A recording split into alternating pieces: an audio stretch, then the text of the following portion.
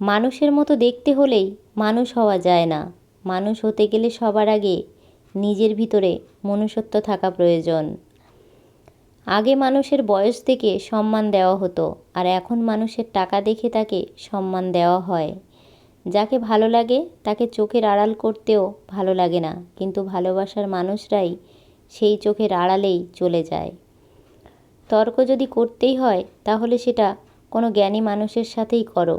জিততে না পারো অন্তত কিছু শিখতে পারবে।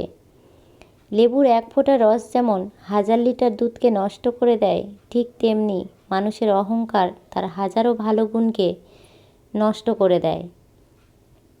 কষ্ট হলেও একা থাকতে শেখো, কারণ কষ্টের সময় কেউই তোমার পাশে থাকবে না।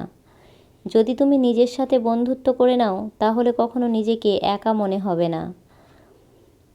যে বন্ধু তোমার বারবার দুঃখ দেয় তার পাশে শান্ত হয়ে বসে থাকাই হলো সবচেয়ে বড় উপহার যেটা তুমি তাকে দিতে পারো।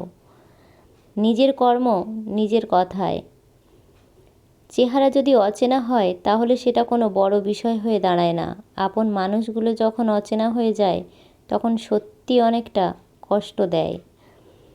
একটি ভালো বই 10 জন বন্ধুর সমান, কিন্তু একজন ভালো বন্ধু পুরো লাইব্রেরির সমান।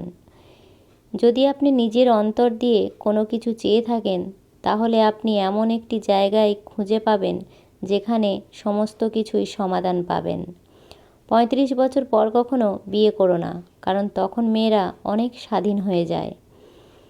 তখন তাদের কোনো ভয় থাকে না।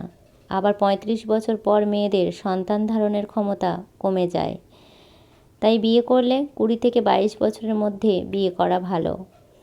তো বন্ধুরা, ভালো লাগলে ভিডিওতে একটা লাইক দেবেন, সাবস্ক্রাইব করে আমাদের এই ছোট্ট চ্যানেলের পাশে থাকবেন। ধন্যবাদ। সবাই ভালো থাকবেন, সুস্থ থাকবেন।